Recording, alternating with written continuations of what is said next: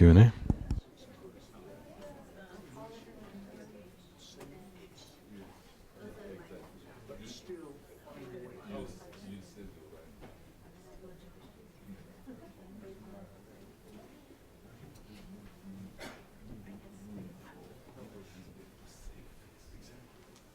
Check.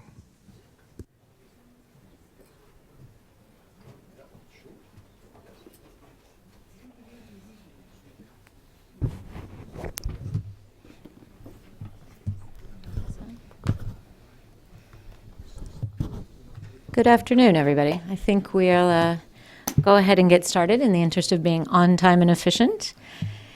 On behalf of the Wilson Center and the Africa Program, the Rule of Law Initiative, and the Women in Public Service Project, I want to thank you all for coming today. I'm Gwen Young. I'm the director of the Women in Public Service Project, and our goal is to ensure that by 2050, 50% of all public service positions are held by women. An ambitious goal, and one that requires not only ambitious qualified women, but, among other things, solid systems of governance. Good governance and anti-corruption are linked. They are the pillars of poverty alleviation and economic growth. In the words of the Regional Anti-Corruption Program for Africa, which is an initiative of the UNECA Governance and Public Administration Division of the Economic Commission for Africa, they state, undoubtedly corruption remains the most daunting challenge to good governance, sustainable economic growth, peace, stability, and development in Africa. In many corruption perception surveys and indices, Africa is perceived as the most corrupt region in the world, and also the most underdeveloped and backward region. But today we want to focus less on what is corruption and more on what is happening to curb corruption. Specifically, this panel would like to talk about their experiences as public servants and the role public administration plays in ending corruption. Lindiwe, Betty, and Aminata are distinguished public servants from across East, West, and Southern Africa, all of whom happen to be women, which is one step further towards our 50 by 50 goal. I would like to give each woman a chance to set the stage. You have their bios, so we will not do formal introductions.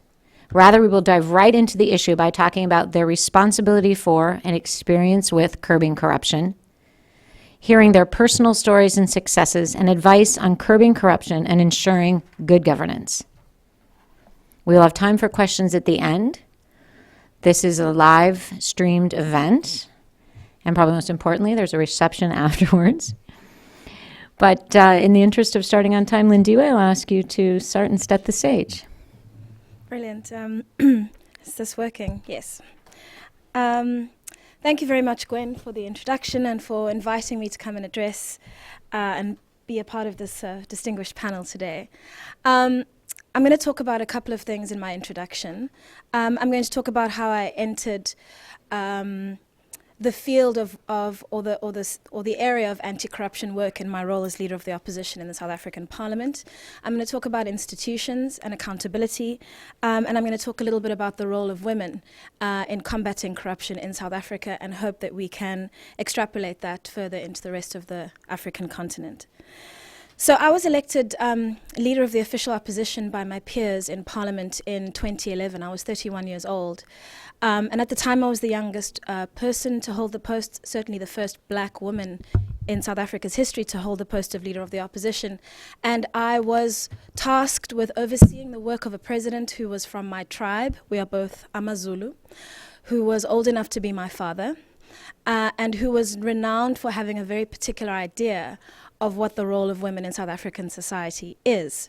And there were expectations that my role as leader of the opposition would be made difficult. My ability to oversee and hold him accountable both for his mandate in government and for perceived irregularities in his government would be made more difficult by my age, by my gender, and by the fact that we came from the same region and the same ethnic background. And that was the frame around which I first entered the role in 2011. It was a turbulent time in South African politics. President Zuma was just about to enter his second term as President of the Republic. And there were deep questions about whether or not he was fit for purpose.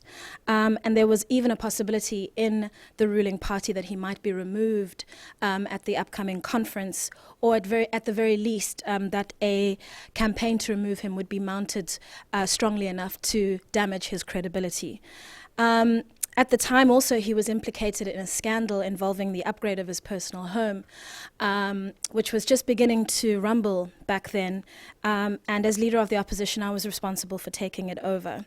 One of the things about Parliament in South Africa, which I don't think gets spoken about enough, is the extent to which, because Parliament is a creature of the Constitution, and South Africa has one of the best constitutions, anecdotally you'll hear this again and again, in the world, we also have in Parliament an institution with enormous powers, with the ability to hold the government accountable in a very effective way. And despite the strict PR system under which we operate, which means that the dominance of the ANC in South Africa is replicated in Parliament, even as opposition parties, however small we may be, we still have the ability to keep the government on its toes, to keep it accountable, and certainly to uncover corrupt activity as and when it occurs. And so when I was elected into Parliament, I was determined that we would make as much use as possible of that mandate, that we would use the rules and the regulations in the House, that we would write rules and contribute to the process of turning Parliament into a platform for accountability, not just a place where government laws were debated and then passed in a hurry, or a place where the President would hear praise songs about how wonderful his administration was. And in a sense, the issue of the President upgrading his private home was I suppose, the central pillar of that. It exemplified the kind of work that we were trying to do. In terms of the systems that we have in South Africa, we have 3 independent branches of the state, all circumscribed by the Constitution. But we also have a number of independent institutions which are appointed by Parliament, accountable to Parliament, budgeted for by Parliament, and have no accountability to the executive, save that the President confirms the appointments or will on occasion pick between 2 candidates if they are sent to him for confirmation by the National Assembly. And 2 of those institutions are the ones I'd like to focus on because, again, they're creatures of Parliament, creatures of the Constitution, and have played a big role in holding government accountable for corruption in South Africa today. The first is the Office of the Auditor General, which I think in any other democracy would be a fairly dry role, often filled by organizations, companies in the private sector who do the outsourced work of holding of overlooking looking over the books of the government, and the other is the position of the public ombudsman, the public protector. So both of these positions are were essentially created under the Constitution, A, to hold the government accountable for its spending, and B, to enable the public to have somebody to whom to turn in the event that they felt that government delivery wasn't taking place in the way that it should. And as I said, in any other democracy, they would be fairly dry in their mandate. They would preside over questions around whether sanitation, water, housing, and other public services were being effectively delivered when it comes to the ombudsman. And when it comes to the Auditor General, otherwise known as the AG, it would essentially about whether the books are being balanced. But both offices have found themselves weighed down heavily by the levels of maladministration in national government, provincial government, and local government in South Africa, and have effectively become de facto corruption watchdogs in addition to Parliament. So now you have not only political parties responsible for uncovering wrongdoing and bringing it to public light, you also have opposition parties and members of the public turning to these institutions, which are now weighed down with the responsibility of combing through billions of rands worth of public wastage on the one hand and maladministration on the other. And that is one of the prime features of South African public life today.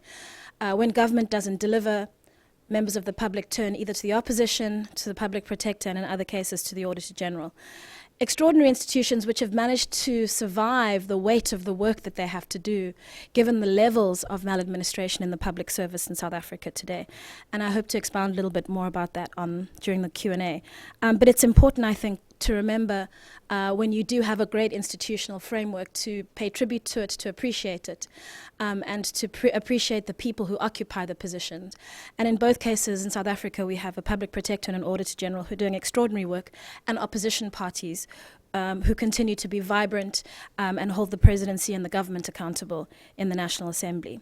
My last point is going to be about gender, because that's an important issue that we're going to tackle today.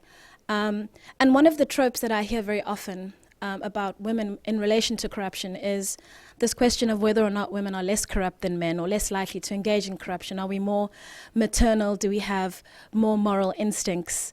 And are we less likely to abuse public funding or engage in shady deals in order to better ourselves?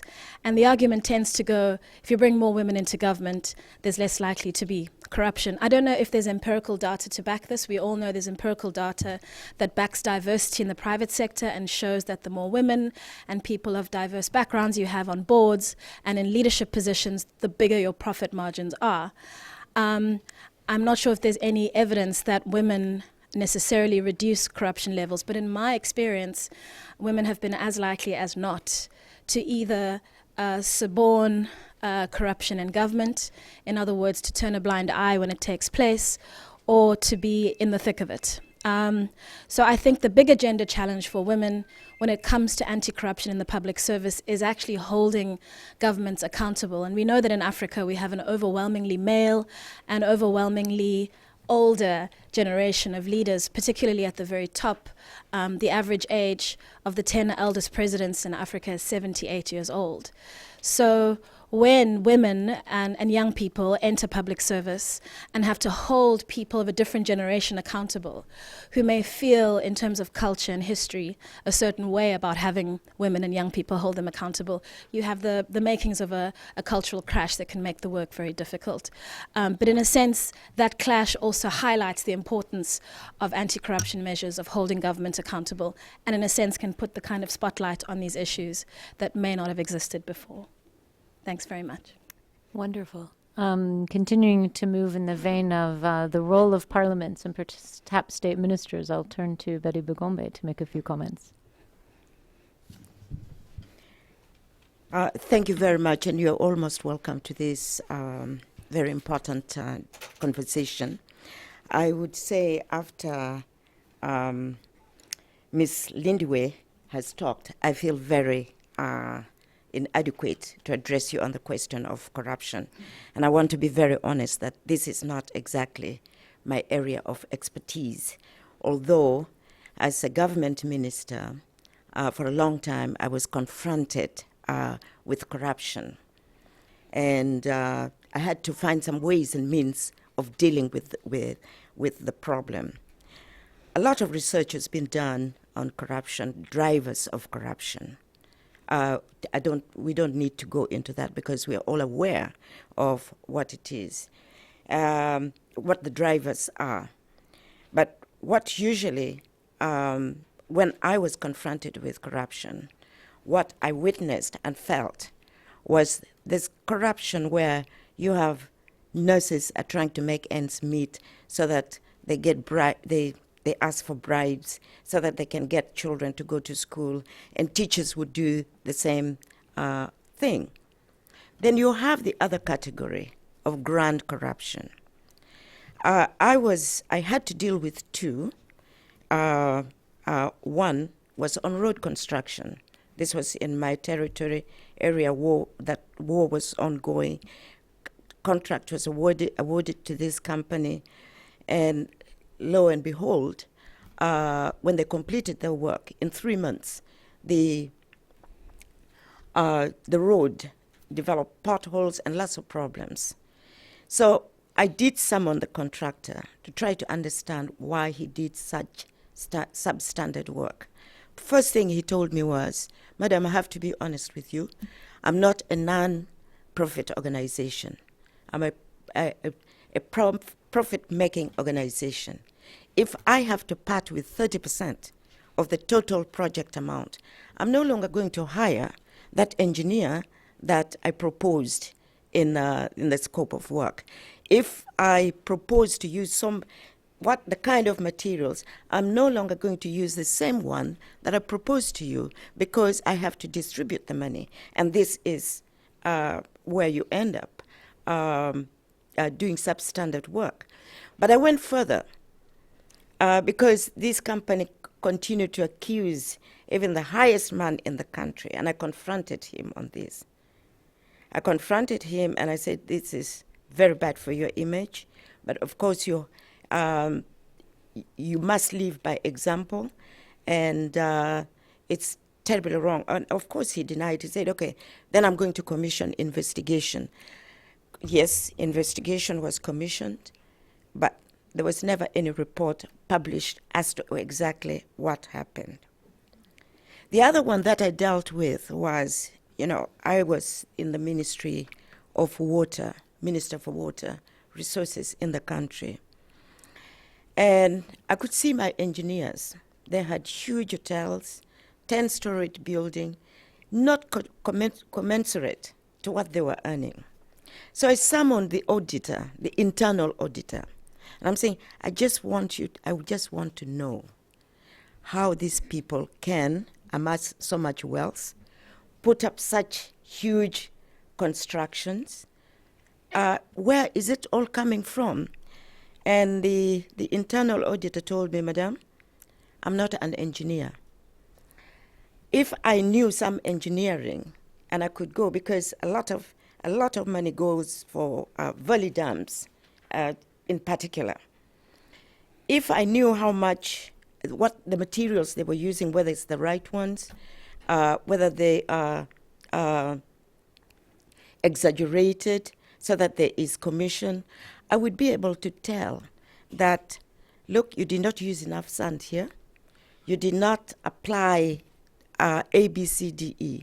But to me, I go to the site, as long as I see there's a valley dam existing, the quality is not my area.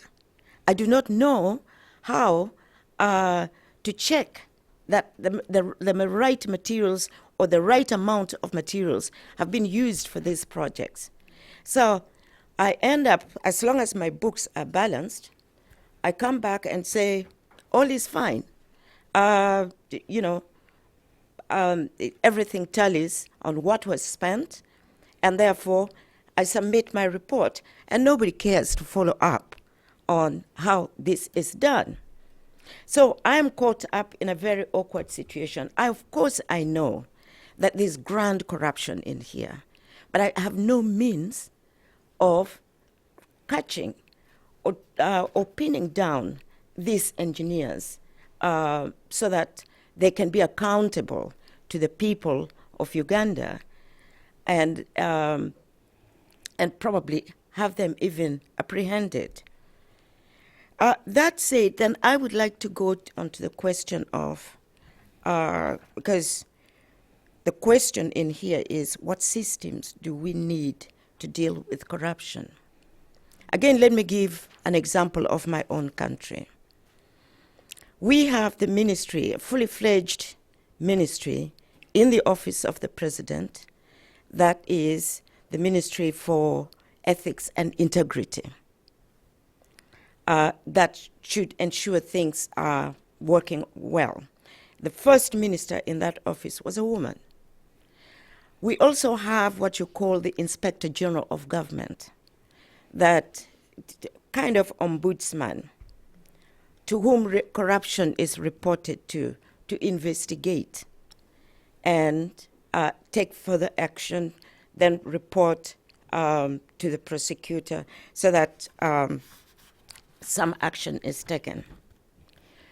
And this is a woman with integrity, totally committed to her work, and she does a very, very thorough job.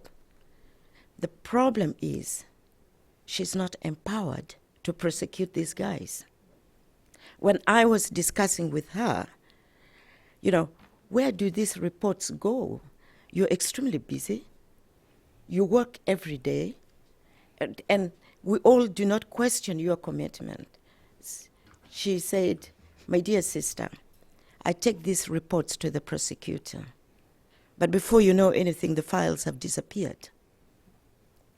So if I had the power to prosecute these people, then it probably would be different. But if you hand over to another office who has a completely different agenda, who does not see the importance and the need to prosecute these culprits, then yes, I work hard, I do all I can, but at the end of the day, I cannot achieve anything. And surprisingly, that office was created maybe about 25 years ago. But the level at which corruption has become endemic in Uganda is absolutely sickening. And you keep wondering whether the office should even exist at all, at the rate at which corruption has grown in the country, to a point that it's becoming very obvious that you cannot survive without taking bribes, without stealing from somewhere from government, from taking from projects, because we are always given the billions of dollars that has been sunk, whether it's water, whether it's energy, agriculture, education, but there's very little to account for it. So it's not lack. What I'm driving at is, it's not lack of not having systems. These systems are there, but are we committed to ensure that these systems function effectively and meet their responsibilities? I think that is where we still have a big, huge problem and need to be addressed. That said, I would also like to say that it takes two to tango. Where this money is coming from? These monies are coming from Europe. They're coming from China. It's coming from North America. So unless the war, the fight to end conflict, excuse me, conflict is my word, to end corruption, you can do all you can from there. But if all these people who need get contracts, supplies of items, let me again give, for example, you have weapons, which are always procured under classified items. It's not advertised. You don't know how much is released. It's a very small, tight committee that sits and approves who should get this contract to supply weapons. Now, and this is a lot of money involved in. This is one way of promoting corruption.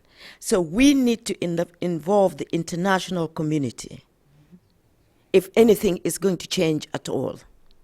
Because we talk about it, I was looking at the report of Transparency International, which, it's true, glaring report. Corruption to a large mainly in developing countries, and Africa is in the thick of it. But Africa cannot fight it alone unless we join hands with the international community. I think for the time being, I'll stop there. Thank you. Thank you. And to set the stage for Aminata Nyan, we'll come out of, parliament and politics. We'll go to a country that, according to Transparency International, has improved on its record of corruption. And also, we can talk a bit about being in the business sector, investment, and into transportation, airports, and big public works. Aminata? Merci beaucoup, Gwen. J'espère que tout le monde a un écouteur.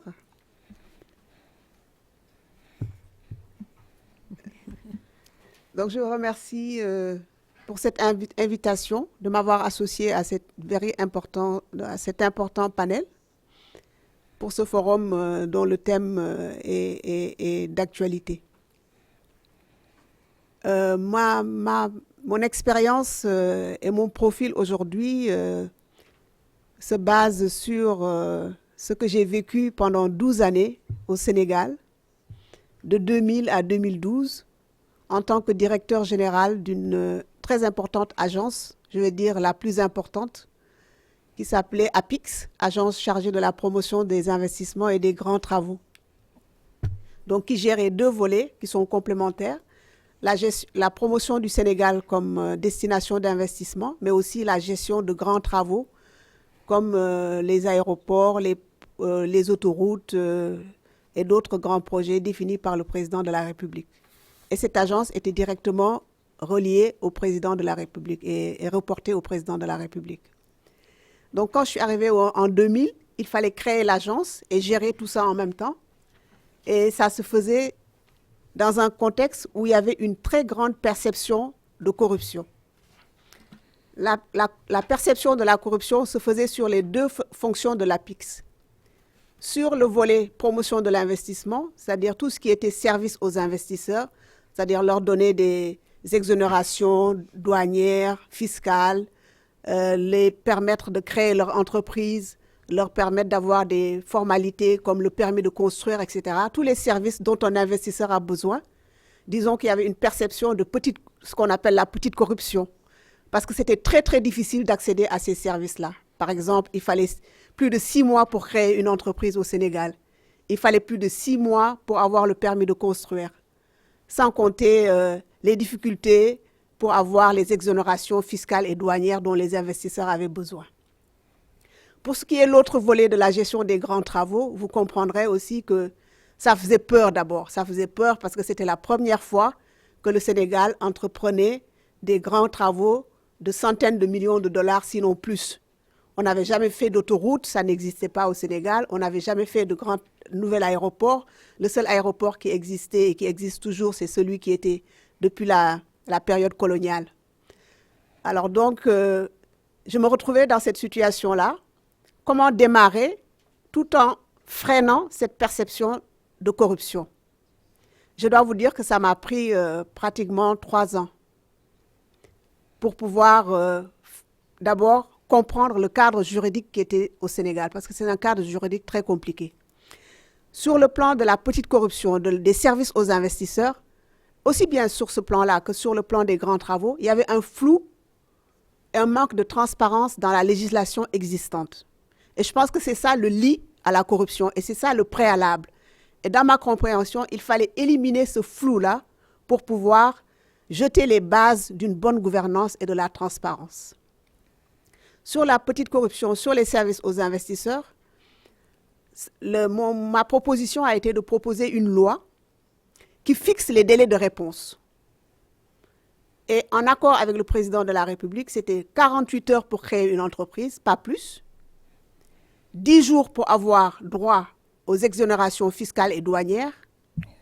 Et plus tard, même on est dans un système de dématérialisation, c'est-à-dire online, vous pouvez avoir le permis de construire. C'est-à-dire il n'y a même plus de contact direct entre l'investisseur et l'agent qui est censé pouvoir lui accorder cet avantage-là. Et avec ces délais de réponse, nous avons instauré un principe qui a été très très long et difficile à obtenir, c'est-à-dire au bout de ce délai, non-réponse égale réponse positive.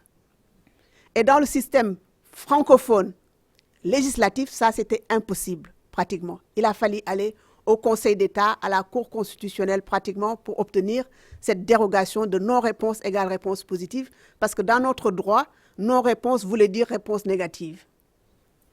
Donc sur le plan de la petite corruption, je pense qu'on a réussi vraiment à faire ce grand pas-là, parce qu'il n'y avait plus ce flou qui faisait que l'investisseur était obligé ou serait obligé de donner quelque chose pour pouvoir avoir accès à son service.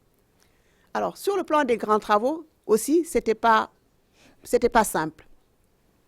Parce que, imaginez un chef d'État qui arrive au pouvoir avec des grands projets qu'il a portés pendant sa campagne, qui fait partie de sa vision de développer le Sénégal par les infrastructures, mais aussi de le développer par le partenariat public-privé. Et c'était nouveau. Et ce cadre législatif n'existait pas. N'existait pas dans la plupart des pays. Nous avons consulté un peu partout. Et j'ai même entendu des grands juristes me conseiller que tout ce qui n'est pas interdit est autorisé. On venait me dire, mais pourquoi vous allez vous embêter? Tout ce qui n'est pas interdit est autorisé. Alors, ce qui n'était pas interdit, ils voulaient dire par là, faire des gré à gré, des ententes directes. Et ils utilisaient un terme qui était très joli, un concept qu'ils appelaient offre spontanée.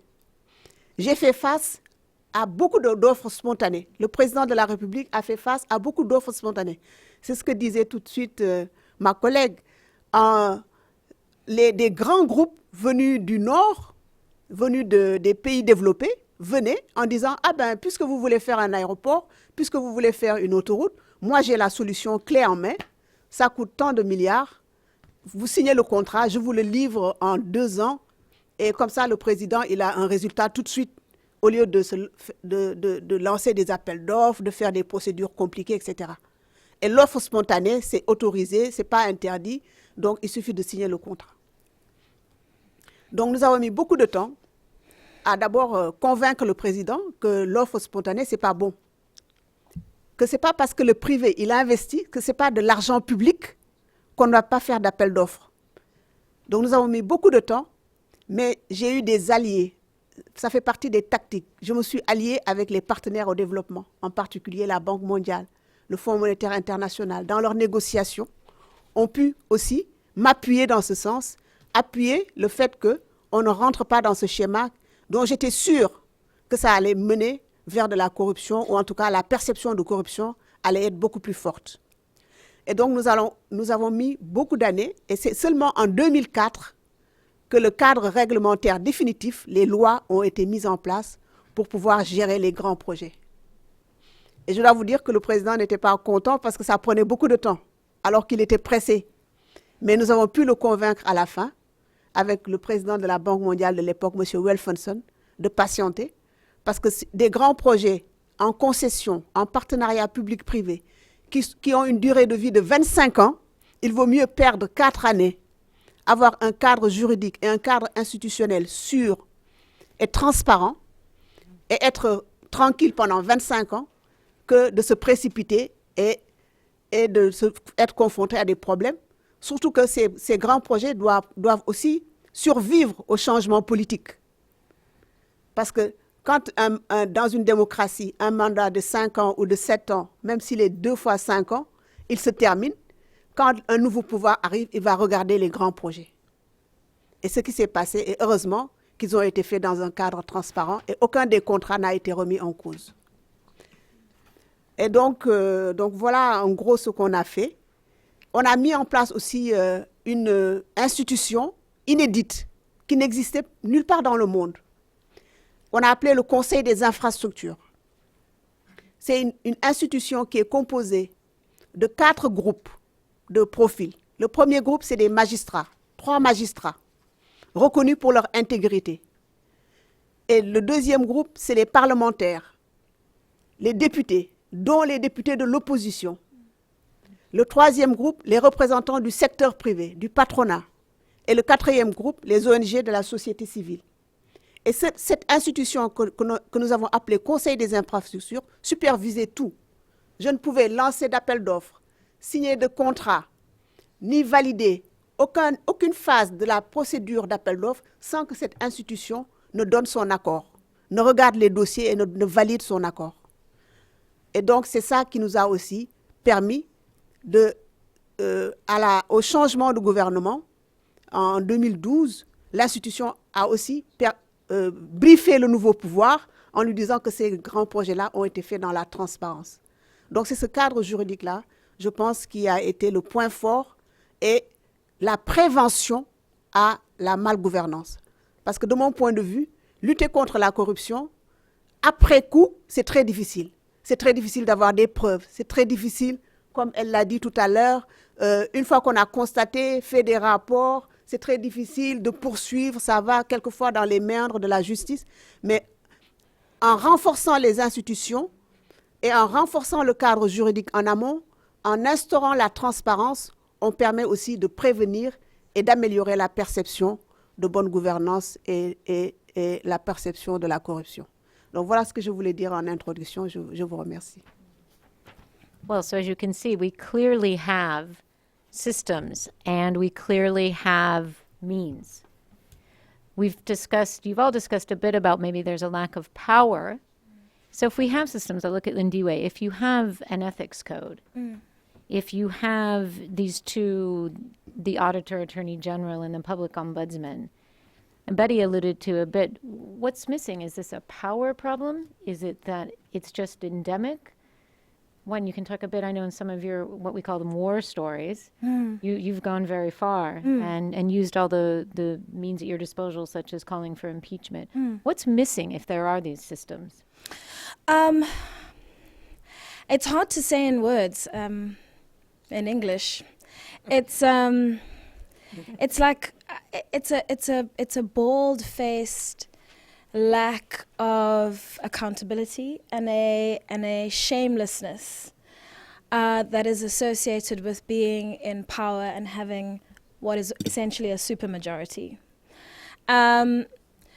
Because what curbs corruption, just like what curbs crime, one of the central pillars of an effective criminal justice system is that when criminals do the game theory, they have to be able to know that if there's a chance I will end up in prison, I will end up prosecuted, I will be cuffed and sent to jail, and in the court system will prosecute me effectively, and I will serve my full term, and I won't be able to jimmy the system in any way, shape, or form. That's one of the strongest ways to curb crime: is demonstrable consequences. But there are none in the public sector. And in an environment in which consequences are non-existent, bad behavior thrives. The cat's away, the mice play, and so and it happens right from the top. So right now, the President of the Republic of South Africa, who's been denying for 7 years that he spent $25 million of public money upgrading his private home, has been taken all the way to the Constitutional Court by 2 opposition parties, one of which is my own, and is only now, for the first time, admitting the possibility that it was not really a security upgrade for the public to pay for him to get a new swimming pool, or to have his cows, protected in a security perimeter fence that cost millions of rands. He is admitting for the first time that he may be financially liable, but the public protector put forward the recommendation and the requirement that he pay back the money for the non-security upgrades in 2013. So 7 years of wading through this issue, 3 years after the recommendations of the public ombudsman are published, and only once he's taken to the highest courts in South Africa does he concede the possibility that he may or may not have done something wrong, and that if he feels like it at some point in the future, he may consider paying back some of the money. And there are no consequences, because when Parliament tries to impeach him, the ruling party votes as it's been instructed to vote. Parliament in South Africa, I keep saying it's a powerful institution. We don't have a presidential election system. The president is elected by the National Assembly through a secret ballot, and he may be removed the same way. And so because Parliament appoints presidents, it can remove presidents. But when the time comes to remove a president who has misbehaved, the ruling party does what is politically expedient, not what is in the interests of the country or what is right or wrong legally. And so the culture of non-accountability continues. So he's before the Constitutional Court, and he's starting to maybe say, I'll use the word deliberate, it was or was not deliberate. The consequence is what? Then he may not get to run for office again? No, because all he did was fail to implement the remedial action, which is pay back the money, right? And a new opposition party that's emerged as a breakaway of the ANC called the EFF has been chanting in Parliament for a year now, pay back the money. The public protector said you owe the public the money that you spent on this upgrade. And it's symbolic of a lot that's wrong with South Africa. I mean, we lose about 25 billion rand a year to maladministration and corruption in the public service. But this is an example of how bad it's become when the head of state escapes accountability and does it in such a shameless manner that he'll publicly sort of stand in Parliament and without a wink of shame, no blush in his cheek, nothing, will just refuse to be held accountable. So he's been taken to the Constitutional Court, and because the Constitutional Court, the executive, so the judiciary, the executive, and the legislature are independent branches of the state, a sanction from the Constitutional Court will be, in a sense, legally binding and will empower the opposition in Parliament to return and say, this man has been found guilty by a court. by the highest court in South Africa, we no longer need to do an investigation. We don't need to convene a committee to ask the question, did he do something wrong? The Constitutional Court has told us, and that would be grounds for an impeachment. But I'm not even sure if that would be enough to remove him from office. I mean, because the political stakes are much higher in the mind of the ruling party, and because there is no real chance of the public removing them from office anytime soon, the decision kind of vests in the ruling party. Should we do this or should we not? When should we get rid of him? When we feel like it or not? It's so the culture certainly in South Africa, which is the newest democracy, or one of the newest democracies on the continent. We are still at the very, very early stage where the liberation movement, which brought us and which played a big role amongst others in bringing us freedom, is a little bit fast and loose about the extent to which it should be held to the rules of the game, and uses its majority to escape accountability. And when you can do that at the top, if you're a civil servant, if you're a police officer who has a contract with the police service, or a teacher who has a contract with the education department and you don't deliver on it, or if you're a public servant who steals from the public coffers, if your president can get away with it, why should you go to jail? Absolutely. Betty, I'm looking at you. You talked about reports, maybe inefficiency of anti-corruption institutions. Here's a situation where they've actually done a pretty decent report. They've said what's needed to be said, and yet it still continues. Absolutely. Put yourself in their situation. They do their best. Although I must also say that I think when I was discussing something with you yesterday, I talked about living wage. Mm-hmm. Now, ideally, the people who work, the staff who work in that office should be well remunerated. But if they're paid equivalent of $100 a month, and they are going to go to offices or to investors to investigate, it's very, very easy for that investor to put him aside and say, how about this? I know you have problems paying school fees for your children. Why don't you accept this? The temptation is extremely high. So while we look at now here, I'm going into petty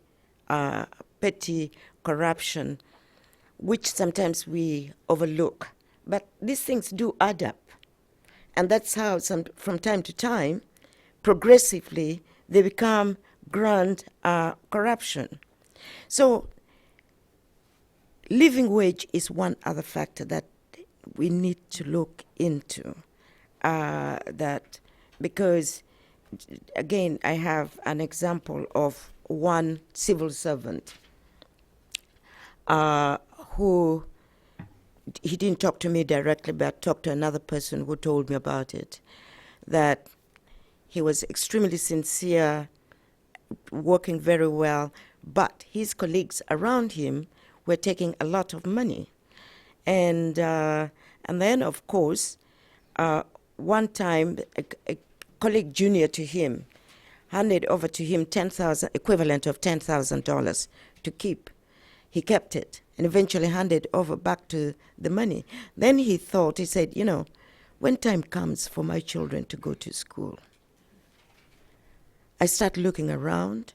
I keep them at home for some time until I'm able to raise that amount of money to send them back to school. While all these others, they're not experiencing the same problem because they're stealing government money. So why should I remain clean? Explain to me why I should when everybody around me is stealing. So just like, you talked about South Africa, what moral authority does a leader have to punish or condemn a civil servant who is stealing when they're taking much, much more? So it gets into a situation, just like you say, the culture of being shameless. It gets into a situation like the case clearly in Uganda. It's competition, who takes more than the other. There's no shame anymore because the system like I said before, I want to repeat, it's not because we do not have these systems in place. These systems do exist, but they're not empowered. And sometimes even the budget that is allocated for them to carry out, to execute their work, is very, very, very little. So in the process of going out to see how they can supplement it, of course they are extremely vulnerable to all these temptations that are coming around them, because they want them to shut up, not to investigate anymore, take away the file. And by the way, our president, the president of Uganda, has repeatedly talked about judges as one. Judges, police are some of the most corrupt officials in government. So if a judge is corrupt, who are you going to ultimately to prosecute? If files are stolen from the prosecutor's office and he is part and parcel of the loss of the files, then where do you go next? So there's a lot of frustration with these systems that have been created. And so, as the saying always goes, if you can't beat them, join them. And indeed, sometimes that's what happens. I want to build on the role of the judiciary a bit, because I think not to just finish talking about this independent body where they had members of the judiciary on there. And also I know a thing in Senegal that they're using the judicial system to make examples, to try to change the perception of corruption. Aminata, how important in putting together that panel was the role of the judiciary and the accompanying role of civil society organizations?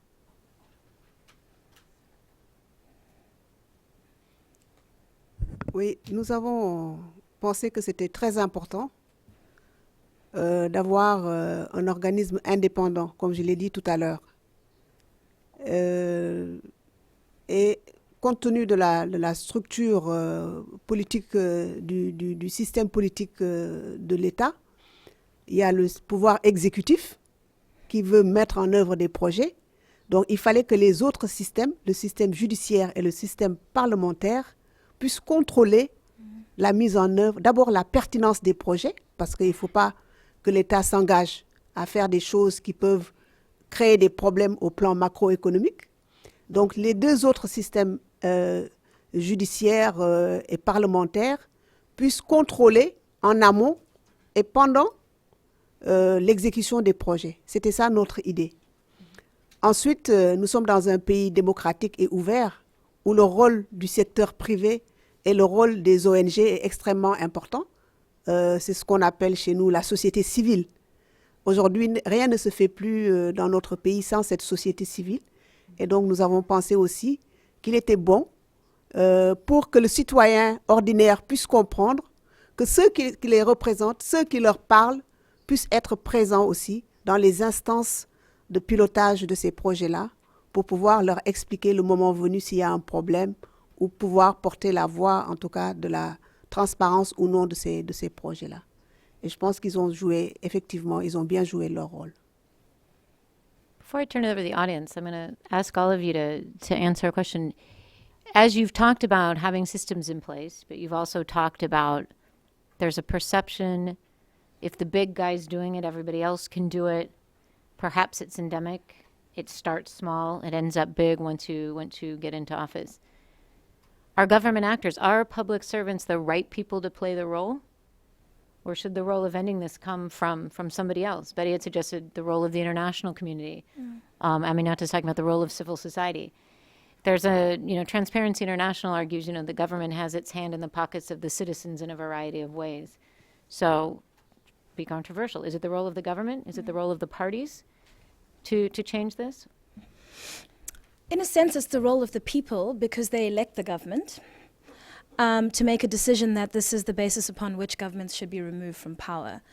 But the problem with corruption and the problem with in many cases on the continent, failing states, is that the reduction in the availability of opportunities actually makes the people in power more powerful, not less so. So the more desperate people are, the more likely they are to approach the local councillor, the magistrate, the senator, the member of parliament, who might be able to create an opportunity for them through corrupt means, rather than remove him from office as a consequence of the fact that he's corrupt. The desperation rises. It doesn't make it easier for voters to become independent enough to remove corrupt public servants. So, I mean, I hate to give a cliched answer, but it must be a multifaceted approach. We should all be holding each other accountable. And, one of the most important ways is, countries that invest in Africa. The story about Africa Rising is essentially a story about, is an economic story. It's about inward investment. It's about infrastructure. It's about growth. Some of that growth is jobless, and there's a lot of inequality on the continent. But who are those investors? How are they signing these contracts? I've heard off the record, I've had off the record conversations with people in the private sector internationally, who look, who do briefings to establish who needs to be bribed, who needs to be taken out for dinner, what deals have to be done under the table in order to get the deal or the contract, as opposed to the other person who's bidding for it. So, we may get very excited about high growth rates, about, Africa rising, but what is the cost if the private sector and inward investors, especially foreign inward investors, replicate a lot of the things we do or suffer from as emergent democracies in Africa? So I think there's a role for the private sector. There's a role for countries whose firms invest in Africa. And countries like Britain have signed legislation that makes it illegal to bribe foreign governments in order to obtain contracts. I mean, that was a huge problem in the 90s in South Africa. We had billions of rands wasted on an arms deal that we did not need. Arms companies from Britain, from France, need to be held accountable in their home country for not engaging in corruption in order to secure the deal. Multilateral organizations have a role to play, because sometimes the corruption is state to state. There's a deeply shady nuclear deal that's in the wings of the South African economy at the moment between Russia and South Africa, and the terms of it are dubious at best. How are these two governments being held accountable at the multilateral level? But, in the end, it does all boil down to voters, but voters have no power unless they have the economic power to say, no, enough is enough, I'm going to replace you with somebody else if you continue in this way. And they won't have that economic power unless clean investment comes into the continent, brings up the number of people who are able to say no, and engenders that culture of corruption. So it's a combination of the economic, the political, and the social. Having worked at the World Bank, Betty, what do you think about the role of multilateral institutions and international? In a way, I would repeat just what she said. It's not either or. I think it's a collective responsibility. A collective responsibility where everybody has a part to play. Of course, the World Bank is talking about corruption. And there's quite a lot going on. And from my angle, or our team, we're looking at corruption as drivers of conflict. When people get disgruntled with a number of issues, and obviously, resources are there, but it's not being shared. Or the services that should be given to the people is not trickling down. It's a source of disgruntlement. It's a source that you have, especially youth, who can very easily be manipulated to go on the street and demonstrate, and become violent. Absolutely. Mm-hmm. Aminata, you talked about perception within Senegal, but of investors. After 12 years or 15 years now later, I guess 16 years later, Lindiwe was talking about clean investment and people coming in and demanding accountability and, in fact, doing quote-unquote clean business. Have perceptions changed in doing business in infrastructure in Senegal or in West Africa from your experience? Oui, si on se base sur les indicateurs, par exemple, Doing Business ou les indicateurs de transparence internationale, la perception a beaucoup évolué positivement. Ouais. Yeah, for Senegal, I think it's incredible. Now, for South Africa, I think it's 85% of the population interviewed by Transparency International the past year that think it's gotten worse, which I think is interesting. Yeah, there are always arguments. I despise arguments about culture, which are ill thought through and usually are just a way of protecting the status quo. But you will hear every imaginable absurd excuse for why it's okay to take from public coffers. And culture is often forwarded. You know, we're a culture where we help each other out and we... or, you know, it's, you know, accountability in the Westminster fashion is un-African, etc.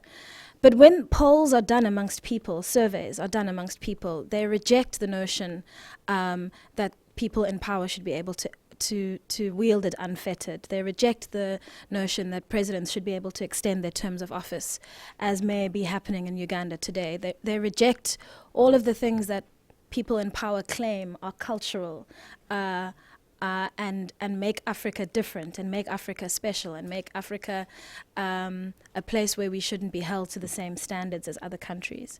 And so it's wonderful when organizations like Transparency International actually go into communities and ask people what they want, and show that in fact the absence of public voice and public participation isn't a consequence of people on the continent saying to their leaders, go ahead and do whatever you want, but it's a consequence of their being denied a voice. Absolutely. I'm going to turn it over to the audience. I see people starting to move and shift around a little bit. So, and I think we've touched on only a part of, I think, what we've all talked about. So you can ask on what's been talked about or anything beyond the scope. It is a quiet. Robin, I think, right there. Thank you. I'm Robin Scott. I'm co-founder and CEO of Apolitical, which is a platform for innovators in the public service globally. And we celebrate what's working in government and the great people behind it. But I'm curious, particularly in a South African context, I'm South African originally, what role you feel the media has to play in corruption? Because in the last few years in South Africa, one's seen people caring about it to being overwhelmed. There's too much, and it feels like that shamelessness has kind of paralyzed action. Yeah, that's a very good question. So, I mean, we're blessed in South Africa with a media that is robust, that is free, that is by a number of international measures. Occasionally, it's put in jeopardy by government efforts to put in place things like media tribunals or to write laws that effectively make it illegal to investigate the government at certain levels for reasons of national security. We've managed to fend off all of those incursions and protect media freedom. And the latest incursion is the government actually buying newspapers now, you know, having benefactors of the ruling party go out and buy newspaper groups on the ruling party's behalf and then prevent journalists from actually doing their work. But the internet and new media have made it possible for those really intrepid members of the press to go out and do their work anyway under the guise of online newspapers or smaller newspapers, weekly newspapers. And the information comes out eventually. And you're right, there is a corruption like ennui, like a saturation point that gets reached, a point at which we are incapable of being outraged, and it becomes difficult. The story has to be bigger, more bolder, more shameless than the last in order to capture the public imagination. There is a point at which, as I spoke about earlier, voting decisions don't get made on the basis of corruption or the absence of corruption because there's simply so much, and people essentially get used to it as part of the daily grind. But I think the media have a responsibility to keep exposing these things, to keep collating the numbers, to keep exposing wrongdoing, and to keep holding all political parties in parliament and all public sector workers accountable for their work, just because if we flag even for a moment from the exhaustion of the thing, we're going to lose the momentum that we've got. Because we see in other countries where the media are stifled, where they have no freedom, where they aren't able to report on these issues, the state becomes captured by a ruling elite. So as much as we feel exhausted by it, the work has to continue. And I think over time, the culture can be inculcated in a very wary voting public that, in fact, you must make your voting decisions on these issues. And, you know, in other countries, I mean, people in my party say this all the time. In any other country, Zuma would have fallen long ago. But what we're doing in a 21-year-old democracy is we're writing those rules. You know, they're not just in the Constitution, they're in there every day. So we're writing the rules about how much the South African public is willing to take before it's had enough. And the anger that the Nkandla scandal has provoked, the anger that was provoked by a friend of the Zuma families, or a family that is friends with Zuma landing their plane at a military Air Force base, a comparatively small issue, drew enormous public outrage, even which surprised me. And I was in Parliament at the time. Sometimes there's something that just captures the public consciousness and makes them feel like this is enough. And if the press weren't exposing those issues all the time, we wouldn't be able to chip away at the notion that corruption is okay. So the work has to continue. It does get painful over time, but we are blessed and we must do everything we can to protect our free media. Aminata, what about the media in Senegal? There's a fair amount every time you open a paper about corruption at a local level, corruption at an international level, about ongoing cases in Senegal. What role, and when you were in your position at Apex, what role did the media play in helping you have that discussion publicly and privately?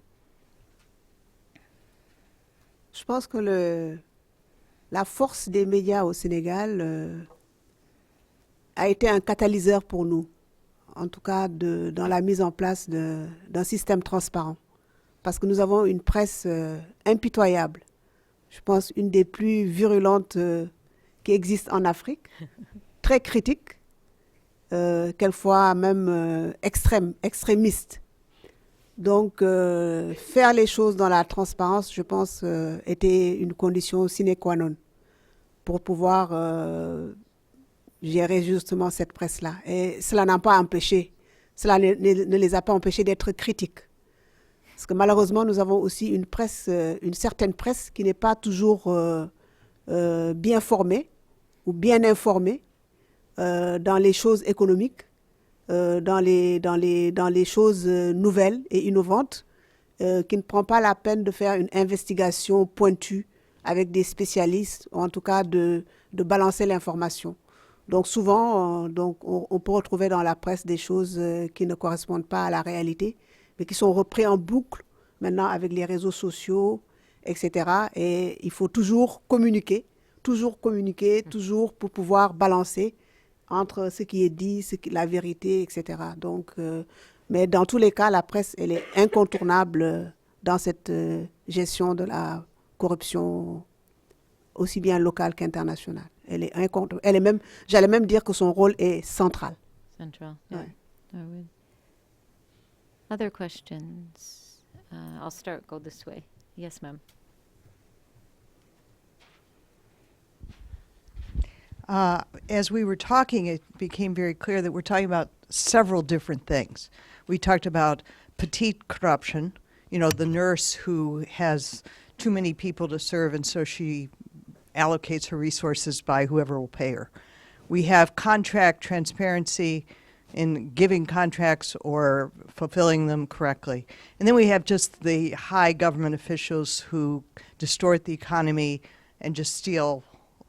And I wonder if by throwing all these things into one pot and calling it all by the same name, we make it impossible to come up with concrete, practical solutions, which will be very different as to how you pay the nurse enough and she's not going to maybe steal.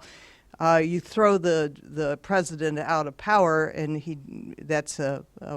contracts. You have to have an engineer who finds out whether indeed there was enough sand used in the concrete.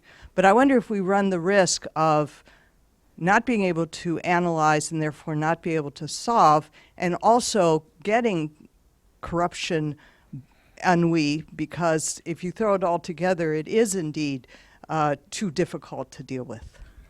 Betty, I'll let you start with that because you've talked a bit about both. And what are your thoughts on that? Yeah, I'll say very little about that. I think at the beginning of my remarks, what I said was that there's several categories, and that is the petty corruption and the grand corruption. I stopped at that. And in a way, I did not quite connect it with the players. I talked about these simple civil servants who earn probably about $100, and then you have, who will probably want a bribe to admit a child in school so that he or she can also take their children to school. Then you have the most disturbing ones in Uganda, I find, is the health centers, where drugs are delivered and they disappear overnight. All the health workers have little clinics. It doesn't matter whether she could be a cleaner in the hospital, but she still has running a clinic at home with drugs coming from these health centers. So you find maternal, what do I want to say? Deaths are very high that could be prevented. You have diseases that could be treated very easily, but because there are no drugs, and all these hospital workers, they'll share drugs among themselves, and then they'll tell you where you can get the drugs from at, of course, increased amount. So we have that, that category. And sometimes I think it is survival, but nevertheless, they're impacting on services that should be delivered to the population, to also the very disadvantaged who are extremely poor. How do we deal with that? And that is when I brought in the question of living wage. Is it possible to make sure that that lower category at least gets amount that can take them through the month, that they can also take care of their children? In Uganda, we've talked about, the microfinance. But that also dissipates in the air because those who manage it steal everything, or they only give to their family members. So the question of corruption, it's true, we should try to categorize them and find means and ways of dealing with them as opposed to lumping them all together. But even then, the way I've seen it, new ideas, very innovative, very good ideas are brought in. They are always ahead in the game. They'll find some ways of frustrating, of stealing the money. So I go back to my idea of living wage. Is that feasible? I believe if national budgets were properly spent, that the governments could afford to give living wage to the people if at the official level corruption was fought. And again, then you come onto the grand corruption where investors are involved, people who get contracts of supplies are involved. That absolutely needs leadership, commitment, not just talk about it. We talk about it all the time. But the problem is not doing anything about it. The problem is, again, I have all these examples where I was evicting somebody from wetlands because they went and brought sand and they were, trying to construct on the wetlands. Evicted them, confiscated their trucks, and sent away everybody. Within no time, there was order from above for me to allow these guys to go back. Order from above to release the trucks. So I said, well, I do not take orders from above by word of mouth. I need it in writing. I can only take something from God, not written on paper. But from any other human being, if you want me to take any action, I need it in writing. So it went on, and there was so much pressure on me to a point that I decided to take off. Now, I decided to leave the country for a little while, but that was no solution. It was just to run away from the problem. Because whoever I turned to was then, maybe you should give in, maybe you should give in. And of course, the moment I left and left somebody in an acting position, everything was done. So it sounds like we're calling it all corruption. It's a bit intertwined. Right. Lindiwe, you might have given the impression that because it's at the top, and you talked mainly about top executive level corruption, both in terms of contracts and misuse of funds and power. Is it all corruption? Different solutions, but is it all intertwined? It is all intertwined. It's absolutely intertwined. So just as you were talking, I remembered an article in The Economist, and I quickly double-checked it now. I think it was about a week ago, maybe 2 weeks ago, about police in Ghana who had their salaries doubled in 2010. And there was a natural experiment going on amongst lorry drivers who were asked if they had their papers in order, how many times they got stopped and asked for a bribe. That study was a separate study that was going on, and two economists from the US decided to compare the data, and they found that 5 years later, even though the move to a new salary structure, which had nothing to do with corruption, it was just a decision taken by the government, even though the police were the ones who benefited to the extent that their salaries were doubled, there was no reduction in the levels of bribery. And that goes to your point about living wages.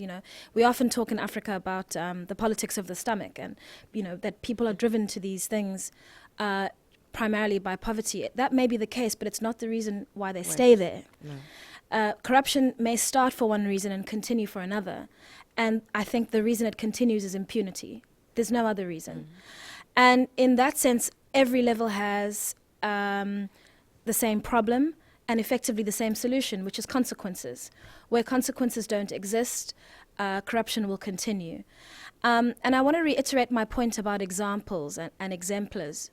In South Africa, for example, teachers are the single biggest category of people to whom the Department of Education contracts. So let me repeat that. Teachers have the single biggest number of contracts with the Department of Education. They're civil servants already. They're getting paid by the Department of Education. They have a powerful union ally who organizes about double inflation increases for them every year, higher than anybody in the private sector. So they're effectively in a protected system. They're not held accountable for their outcomes. They produce 0% pass rates and keep their jobs the following year. But on top of that, the single biggest group of contractors are teachers in the public service, in the education department. The same is true of police. Huge numbers of police officers who get a salary from the government also contract with the government.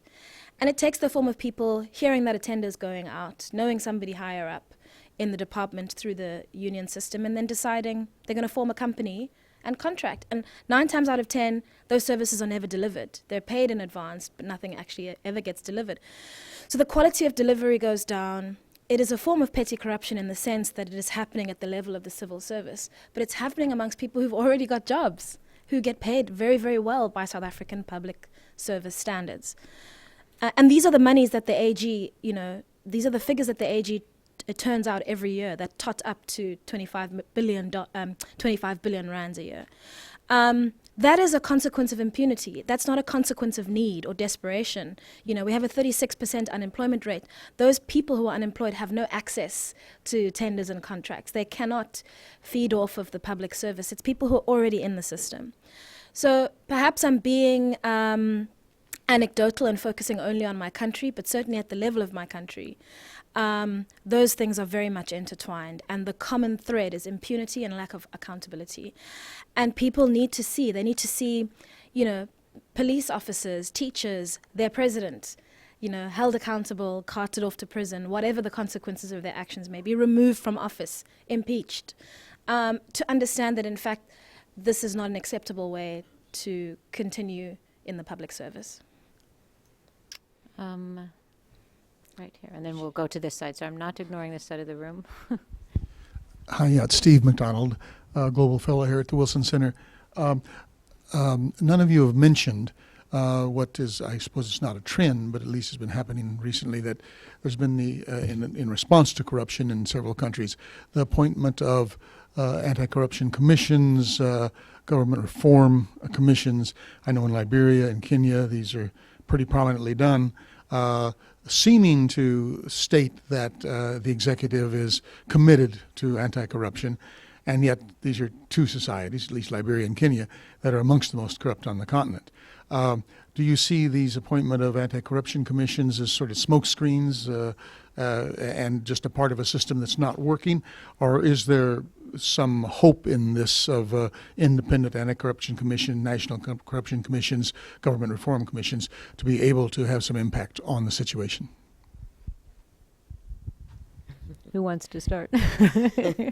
Well, I can say something about it because I mentioned earlier that, and again, let me also say, I'm sorry I'm giving a lot of examples on Uganda, but we have the Office of the Inspector General of Government who investigates specifically corruption.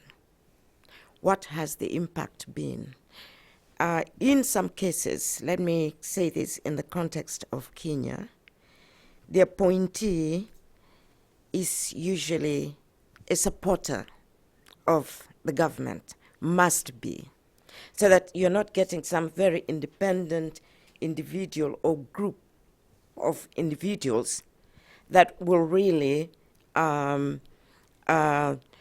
deep into this, report, find out, and executes. Oftentimes, what I've also seen is that those who are eventually prosecuted are probably members of the, prominent members of the opposition, outspoken people, people who are vulnerable. I'm not saying that creation of these institutions is bad. What I'm trying to say that they could be very, very effective if they were empowered and left to exercise their independence without favor to some of the citizens, while those, as they say, with no connections are the ones who are eventually prosecuted and probably even convicted. There are those cases. So what we need in this is that, yes, it's very important, very, very good to have these institutions, but they have to exercise their independence. They have to be equipped, in a manner that they can carry out the investigation. And like I said, in the case of Uganda, if only the Inspector General of Government was given the power to prosecute and not hand over the files to other offices that where the files disappeared, the office would be very effective. It would have an impact, and people would appreciate it. But now, a lot of people do not. They think it's a waste of time anyway to go and report because nothing is going to come out of the report. So it goes, I don't want to repeat it anymore. It has to be independent and well facilitated to carry out the duty effectively. Lindiwe, do you have anything to add to? You're nodding. Yeah, so I have two examples. So the first is the public ombudsman, the public protector that I spoke about earlier. Her predecessors, the post has existed since 1996 when the Constitution was ratified in Parliament. She is the first effective holder of the post. In other words, every predecessor she had, her name is Tulima Donzela, she's an advocate, she's admitted to the bar, extraordinary woman. Every predecessor she had was terrible, was a political hack, basically. And In fact, the reason she was appointed to the post, and I remember vividly, I was a backbencher at the time, is because if you're a legislator in South Africa, in any parliament in the world, you spend a lot of time interviewing people for posts. If you're in the communications, justice, public accounts, you interview board members, you interview commissioners and heads of public institutions. And during the interview process, the Justice Committee shortlisted 2 candidates for the job of the public protector. And for some reason, the candidate that the ruling party supported couldn't take up the post. And so the president either was required to or chose to go with the opposition nominee from the pool of candidates, which was Thuli Madonsela. And I remember my colleague in a caucus meeting describing her to us and saying, she interviewed brilliantly, we think she'll do a fantastic job. And she's the first public protector to do an extraordinary job. And given the work she did investigating the president, there's almost a guarantee that her successor will be another political hack. So It's only effective if institutions it's that are effective don't get political support in the event that they investigate the very politicians who appoint them. That's the first point. The second is the Scorpions, which was a very well-known prosecution-led investigative unit, again which was part of the criminal justice system in South Africa until 2008. And it was investigating the current president, who was then the deputy president, and a number of other high-profile politicians for their ties to the arms deal and for various other incidents of corruption. They were highly effective. They were very theatrical. They would cart off documents by the boxload on television. They were all attorneys. They would do the investigating and then appear in court and make the arguments. They would, pull together every thread of the investigation, and they were hugely popular in South Africa. As soon as the new administration moved in, the first thing they did was get rid of the Scorpions because they were investigating their leader. So there's a sense in which you can't be good at your job if you're an anti-corruption commission, because if you investigate the very people who may or may not have a role in your appointment, you're very sure to have your head cut off. And it's one of the many examples of how mediocrity thrives in the public sector. When we ask public sector institutions and organizations to do a good job and then punish them when they turn the lens onto us. And so perhaps, these kinds of watchdogs need to have less connection to politicians. But I mean, as independence goes, Parliament is a multi-party institution which should be able to produce interesting people who are good at their jobs, like it did with the public protector. The problem is your choice is either to stay under the parapet and do what the ruling party tells you so you can keep your post, or stay out of jail, or not have your home bugged or your life threatened, or to watch your project, axed because you targeted the wrong people. It's a very delicate balance that has to be struck. And to be honest with you, I don't have an answer right now about how it may be struck. I'm trying to work with the system. Ma'am, right here in the front row. Thank you very much. Thank you very much. My name is Rita Herona Adkins. It's been very frustrating to listen to all of you guys, ladies. But it has been very instructive, and I praise each and every one of you for the details of your anecdotal stories. It has been very enlightening, although very frustrating. But if I may just attempt to sort of just focus on the role of the donor organizations, World Bank, development banks, development-related banks, that go into the third world countries precisely presumably to accelerate the development process for the good of the people, okay? So focusing on the donor things, is it the practice of the World Bank or any of the donor agencies to sort of give the money, give the grant or the loan in partial terms, so that each term would cover not only the donation, the release of the money, but based precisely on what was agreed as on the proposal of the program of the project that's going to be done. And then at the end of that period would be a sort of a review, a monitoring, a process of investigative thing, so as to be able to see as to how the project has achieved, so that to be able to graduate to the next term with the next batch of money. So probably, I don't know if that's being done, probably by the World Bank, et cetera, and all that. But probably that might be, if it's done, then probably it could be strengthened. And if it's not yet done, like the development banks, for instance, that probably could be experimented as also a mechanism that would limit the corruption. The other thing that I would like to sort of just very briefly raise a comment and a question is the role of the civic society. It is assumed that even in the developing countries, there is, of course, the civil society that exists there, whether they're recognized, organized, or not, and the media as well.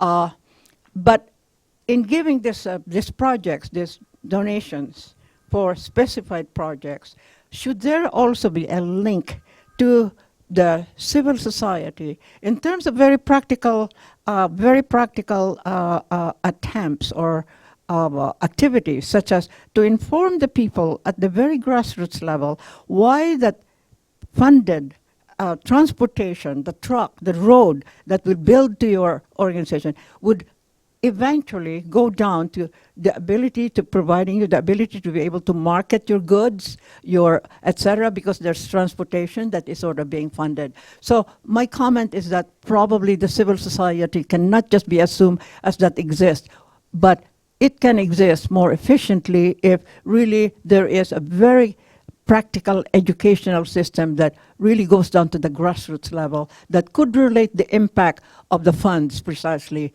for the good of the people that they represent.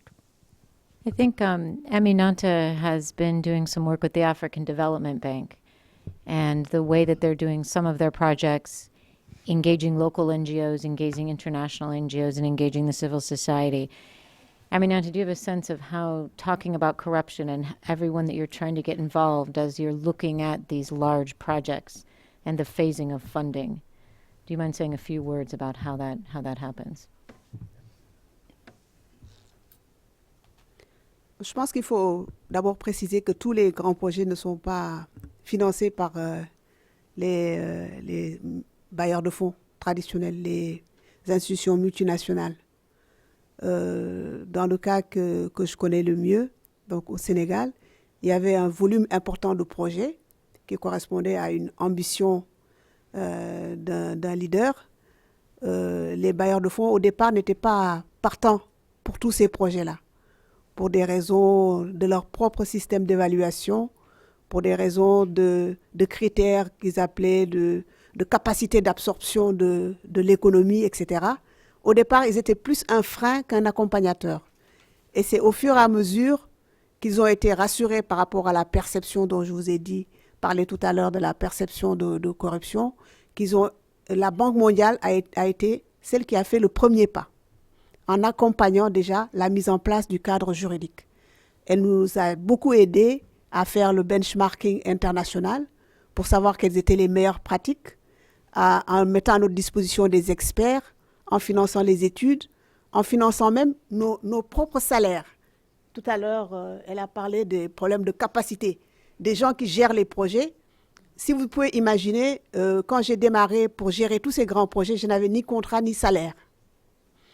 Il a fallu que la Banque mondiale me paye pour que je puisse être à l'aise avec mes collaborateurs pour pouvoir entreprendre ces projets. Donc, d'emblée, l'État m'avait mis dans une fragilité. Donc, le rôle de la Banque mondiale a été crucial pour nous accompagner dans tout ça jusqu'à ce que le système se mette en place et soit solide.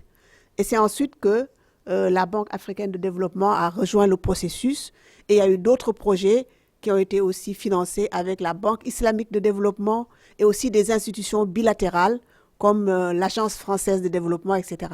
Mais toutes ces institutions, elles viennent avec leurs normes de transparence et de bonne gouvernance, leurs normes de gestion de projet, que nous sommes obligés de respecter.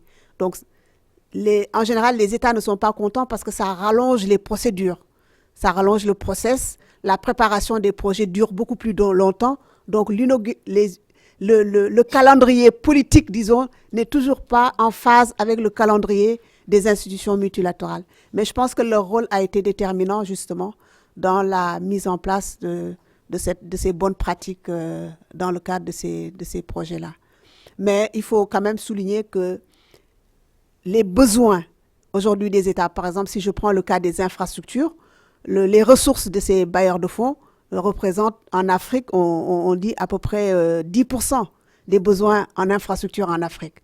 Donc, les pays africains aujourd'hui se tournent vers la coopération bilatérale, de plus en plus avec la Chine, par exemple, qui pose moins de contraintes à ce niveau-là, qui leur pose moins de conditionnalités, moins de préalables dans la mise en œuvre des projets, aussi bien en termes de bonne gouvernance qu'en termes de normes environnementales et sociales. Hein. Donc, les États aussi, qui améliorent leurs ressources publiques, financent avec leurs propres ressources. Donc, il faut qu'elles s'autodisciplinent aussi pour avoir des normes de gestion et des pratiques de bonne gouvernance, même sans que le bailleur de fonds soit là. Je pense qu'aujourd'hui, les États doivent aussi arriver à un niveau de maturité qui fait qu'on n'a pas besoin forcément d'avoir le partenaire au développement, la banque multilatérale qui est là comme un gendarme pour imposer la bonne gouvernance. Ce doit être un défi que les États doivent relever. Et c'est là que le rôle des ONG, le rôle de la société civile est aussi important comme sentinelle pour éviter les dérapages.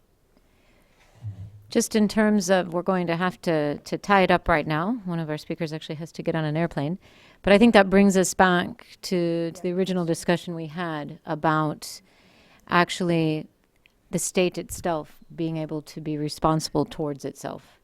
Going back to Lindiwe's comments about being a young democracy and trying to put in the systems and the place. We started to sort of talk about yesterday I think we were all sort of talking about the who is corrupt. Is it just the people within the government? Is it the investors? Is it the people with which you're doing business? And I think that's a very interesting discussion that we can continue to have. But at the end of the day, it comes back to having the strong systems of accountability and transparency. And I think finding that right balance between how much government and how many systems and how much power, and letting all the actors actually play their roles. So I want to thank all of you for coming here today, for talking so candidly about your countries and your people and your experiences, because I think that gives everyone a good sense of what's doing and what's working. And while it is frustrating, I think what's nice to hear is that there are systems and there are measures and there's things that we can do. And of course, we can make them better by continuing to have these discussions and continuing to talk and share experiences. So thank you. Merci beaucoup. And thank you all. And you're welcome to attend the reception outside. Thank you.